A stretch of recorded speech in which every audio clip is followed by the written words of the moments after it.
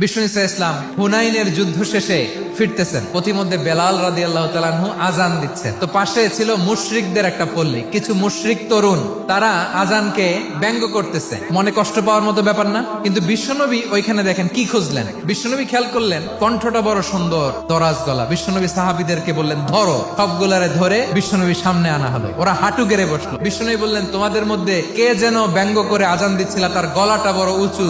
আবু মাহজুরা বলে আমার বন্ধুরা সবাই আমার দিকে আঙ্গুল দেখায়। আবু মাহজুরার মাথায় হাত দিয়ে বললেন এবার আজান দাও দেখি। আবু মাহজুরা বলে আমি তো আজান দিতে জানি না। বিষ্ণুনবী বললেন তাহলে আসো আমি তোমারে শিখাই দেই। বিষ্ণুনবী একটা বাক্য পরে, আবু মাহজুরা পরে, বিষ্ণুনবী পরে, আবু মাহজুরা পরে। আবু মাহজুরা বলে এক একটা বাক্য পড়ি আমার কলিজাটা গলে ঠান্ডা হয়ে যায়। বিষ্ণুনবীর সাথে দাঁড়িয়ে উনি শাহাদা পড়ে মুসলমান হয়ে গেলেন। বিষ্ণু ইসলাম বললেন যাও আবু মাহজুরা, আমি তোমাকে পৃথিবীর শ্রেষ্ঠতম মসজিদ মক্কার মসজিদুল হারামের মুয়াজ্জিন হিসেবে অ্যাপয়েন্ট করে দিলাম।